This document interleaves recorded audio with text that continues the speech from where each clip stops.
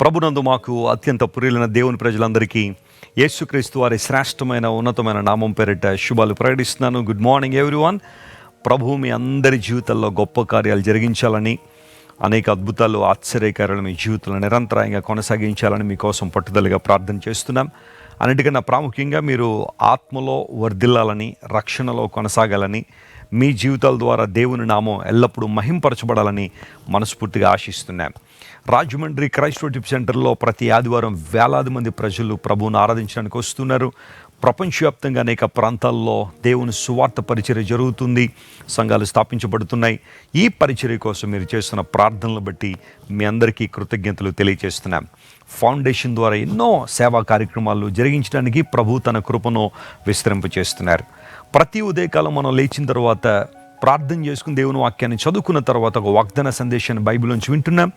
ఈరోజు వాగ్దానం కోసం కనిపెడుతున్నారు కదా, పరిశుద్ధ గ్రంథం తెరిచి 9వ కీర్తన 10వ చరణాన్ని చదువుకుందాం. సామ్ 9:10. యెహోవా, నిన్ను ఆశ్రయించు వారిని నీవు విడిచిపెట్టువాడవు కావు, కావున నీ నామం ఎరిగిన వారు నిన్ను నమ్ముకుందురు. ఎంత చక్కని మాట. రెండు ప్రాముఖ్యమైన విషయాలు ఇక్కడ వ్రాయబడ్డాయి. నీ నామము ఎరిగిన వారు నిన్ను నమ్ముకుంటారు అనగా ప్రభువుని సంపూర్ణంగా నమ్మడం, ఆయన మీద విశ్వాసం ఉంచడం. ఎందుకంటే ఆయన నామములో ఉన్న శక్తి మనకు తెలుసు కాబట్టి. యేసు నామము శక్తి గల నామం. Praise the lord. ఆ నామములో మాత్రమే మనిషికి పాపక్షమాపణ, రక్షణ ఉంది. యేసుక్రీస్తు ప్రభు నామము పరలోకము నుండి ఇయ్యబడిన నామము. యేసు అనే మాటకు రక్షకుడు అని అర్థం. బైబిల్ సెలవిస్తున్న మాట, తన ప్రజలను వారి పాపం నుండి ఆయనే రక్షించును గనుక ఆయనకు యేసు అని పేరు పెట్టుదువు. నిజమే. యేసు ప్రభు వారు ఎందుకు ఈ లోకానికి వచ్చారు? ఆయన ఎందుకు ఈ లోకానికి రావాల్సి వచ్చింది? ఈ భూమి మీద ఎందుకు ఆయన సంచరించారు? తన ప్రాణాన్ని ఎందుకు అర్పించారు? మరణాన్ని జయించి 3వ రోజున ఎందుకు తిరిగి లేచారంటే మానవునికి ఆత్మరక్షణ ఇవ్వడానికి. ఒక వ్యక్తి యేసు ప్రభుని ఎందుకు నమ్ముకోవాలి, ఎందుకు ఆయన యందు విశ్వాసం ఉంచాలి, ఎందుకు ఆయన అంగీకరించాలంటే మొట్టమొదటిగా ఆత్మరక్షణ కోసం. నీ ఆత్మరక్షణ పొందకపోతే, నువ్వు రక్షించబడకపోతే ఎన్నున్న వాటి వలన ప్రయోజనం లేదు. యేసుక్రీస్తు ప్రభు సిలువలో కార్చిన అమూల్య రక్తము ద్వారా కడగబడడం ద్వారా మాత్రమే ఒక మనిషికి రక్షణ ఉందని పరిశుద్ధ గ్రంథం అనే బైబిల్ సెలవిస్తుంది. ఆయన నామములో అపరిమితమైన శక్తి ఉంది. దురాత్మల మీద జయము, రోగముల మీద జయము యేసుక్రీస్తు ప్రభు మనకు అనుగ్రహించువాడై ఉన్నాడు. ఇప్పుడు ఆయన నామములో ఉన్న శక్తిని మనం గుర్తెరిగాం కనుక ఆయన్ను మనం నమ్ముకుంటున్నాం. దేవుని బిడ్డలు వేటిని నమ్మాలి? ఎందుకు దేవుణ్ణి నమ్మాలి అంటే, నమ్ముట నీ వలన అయితే నమ్మువానికి సమస్తము సాధ్యమని బైబిల్ సెలవిస్తాం. ప్రభువును విశ్వసించే వారికి సమస్తము సాధ్యమే. అపవాదంటాడు, నువ్వు ఈ ఓటమిలోంచి బయటికి రాలేవంటాడు. ఈ నిందల అవమానాల మధ్య నుంచి బయటికి రాలేవు, నీ జీవితం అంతా నాశనం అయిపోయింది, ఇంకా నువ్వు ఈ భూమి మీద బ్రతకడానికి వీల్లేదు అని అపవాది చాలాసార్లు నిన్ను కృంగదీస్తూ ఉంటాడు. నిన్ను వెనుకొకలాగాలని ప్రయత్నం చేస్తుంటాడు.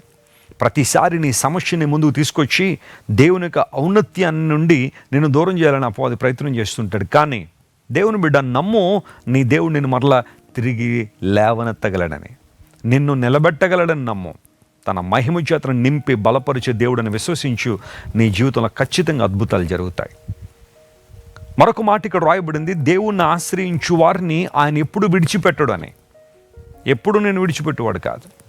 మనుషులందరూ నేను విడిచిపెట్టి వెళ్ళిపోవచ్చు. నీ కుటుంబ సభ్యులు నిన్ను విడిచిపెట్టి వెళ్ళిపోయే సందర్భాలు ఉండొచ్చు. ఒకవేళ తాత్కాలికంగా కావచ్చు, లేదా శాశ్వతంగా కావచ్చు. కొంతమంది నిన్ను విడిచిపెట్టి వెళ్ళిపోవచ్చు.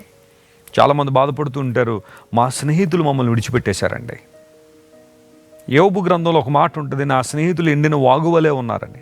స్నేహితులు అలా ఉండడంలో ఆశ్చర్యపడే విషయం ఏం కాదు. కొంతమంది స్నేహితులుగా నటిస్తారంటే నిజమైన స్నేహితులు కాకపోవచ్చు. ఎండిన వాగు చూడ్డానికి వాగులా కనబడద్దు, కానీ దానిలో నీళ్ళు లేవు. దాహం వచ్చినప్పుడు, అవసరత వచ్చినప్పుడు అక్కడ నీళ్లు లేని కారణంగా మనిషికి ఏ విధమైన ప్రయోజనం లేదు. చాలామంది స్నేహితులు అలా ఉంటారేమో. బంధువులు విడిచిపెట్టేయచ్చు. చాలాసార్లు బంధువులు రాబంధుల్లా ఉంటారన్నాడు ఒక ఆయన. రాబంధులు ఎప్పుడు వస్తాయి? చచ్చిపోయిన తర్వాత పీక్కు తినడానికి వస్తాయి. కొంతమంది బంధువులు కూడా అలాగే ఉండొచ్చు. కానీ శాశ్వతంగా నిన్ను పట్టుకునేవాడు, నిన్ను విడిచిపెట్టకుండా నిన్ను ప్రేమించేవాడు దేవుడే. ఇర్మీయా గ్రంథంలో కూడా ఆ మాట మనకు తెలుసు కదా, 31:3లో శాశ్వతమైన ప్రేమతో నేను నిన్ను ప్రేమిస్తున్నాను గనుక విడువక నీ ఎడల కృప చూపుచున్నాను అన్నాడు. మన దౌర్భాగ్యతను బట్టి దేవుడు ఎప్పుడో మనల్ని విడిచిపెట్టేయాలి, కానీ దేవుడు మనల్ని విడిచిపెట్టలేదు. తన కృపను మన మీద విస్తరింపజేసి ఇంకా ఇంకా తన మహిమతో మనల్ని నింపి ఆయన వాడుకుంటున్నాడు. తన కృప ద్వారా మనల్ని బలపరిచే దేవుడు ఆయన. ఎవరో విడిచిపోయారని బాధపడుతున్నావా? నమ్మించి మోసం చేశారని ఏడుస్తున్నావా? ఎవరో అబద్ధపు మాటలు చెప్పి ఎంతవరకు నీ నుండి ప్రయోజనం పొందుకుని ఇప్పుడు వదిలిపెట్టి వెళ్ళిపోయారని అతి తీవ్రంగా కలిచివేయబడుతున్నావా? నిరాశకు గురైపోయావా? ఆత్మహత్య చేసుకోవాలని తలంపులోనే ఉన్నావా? దేవుని బిడ్డ వినో, నీ దేవుడు నిన్ను విడిచిపెట్టువాడు కాదు. నిన్ను తన చేతితో పట్టుకున్న దేవుడు, తన చేతిలో చిక్కుకున్న దేవుడు, తన చేతి నీడలో నిన్ను దాస్తున్న దేవుడు నిన్ను ఎప్పుడు విడిచిపెట్టాడు. ఆయన ధైర్యం తెచ్చుకో, ఆయన వైపు చూడు, ఆదరణ పొందుతావు, ఓదార్పును పొందుతావు. బలమైన కార్యాలు ప్రభు నీ జీవితంలో జరిగిస్తాడు. కళ్ళు మూసుకొని ప్రార్థన చేద్దాం. ప్రేమగల తండ్రి, నీ నామములో శక్తి ఉంది కనుక నీకు వందనాలు. నీ నామం ఎరిగిన వారందరూ నిన్ను నమ్ముకుంటారని, నిన్ను ఆశ్రయించు నువ్వు ఎప్పుడు విడిచిపెట్టవనే వాగ్దానం ఈరోజు మా ముందుకు తీసుకొచ్చినందుకు నీకు స్తోత్రాలు. ఈ వాగ్దానాన్ని మా ప్రియుల జీవితంలో నెరవేర్చండి, బలమైన కార్యాలు వారి జీవితంలో జరిగించండి ప్రభువా. నువ్వు ప్రేమగల దేవుడు, శక్తిగల దేవుడు కనుక నీకు స్తోత్రాలు చెల్లిస్తున్నా. ఎవరైతే నీ వైపు చూస్తున్నారో, విశ్వాసంతో ప్రభువా నీ మీద ఆధారపడుతున్నారో, వారందరినీ మీరే కనికరించి నీ కృపను ఇంకా ఇంకా అధికంగా వారి ఎడల విస్తరింపజేసి అద్భుతాలు చేయమని కోరుకుంటూ, ఘనత మహిమ ప్రభావం నీకు మాత్రమే ఆరోపిస్తూ, యేసుక్రీస్తు ఉన్నతమైన నామం పేరిట అడిగి వేడుకొనిచున్నాం తండ్రి. Amen. God bless you dear friends. Have a wonderful day. Christ worship center ఓ బలమైన సంఘ ఉజ్జీవం. కొన్ని సంవత్సరాల క్రితం కేవలం 2తో ప్రారంభించబడిన పరిచర్య నేడు ప్రపంచవ్యాప్తంగా లక్షలాది మందిని ప్రభావితం చేయుచున్నది.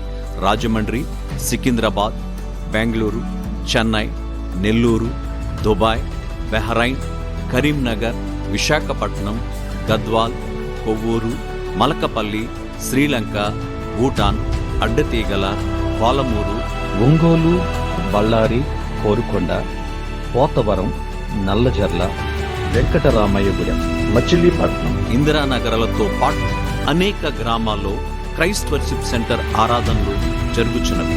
వాక్య సంబంధమైన ఉజ్జీవంలో, పరిశుద్ధాత్మ సంరక్షణలో కొనసాగాలనుకునే ప్రతి ఒక్కరికి మా ప్రేమపూర్వక ఆహ్వానాన్ని అందిస్తున్నాము. రండి, ఆత్మతో సత్యముతో ప్రభువైన యేసుక్రీస్తును ఆరాధిద్దాం.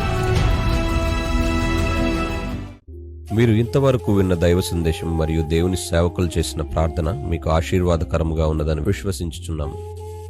ఈ సందేశాన్ని మీ స్నేహితులకు, బంధువులకు షేర్ చేయండి. మీకు ఏదైనా ప్రార్థన అవసరత ఉన్నచో మా ఫోన్ నంబర్లకు కాల్ చేయండి. దేవుడు మిమ్మల్ని ప్రేరేపిస్తే విశ్వాసంతో సాగుచున్న ఈ పరిచర్యను ప్రోత్సహించండి. మరిన్ని వర్తమానాలు, పాటలు వినుటకు జాన్ వెస్లీ మినిస్ట్రీస్ అను మా యూట్యూబ్ ఛానల్ను సబ్స్క్రైబ్ చేసుకొనండి.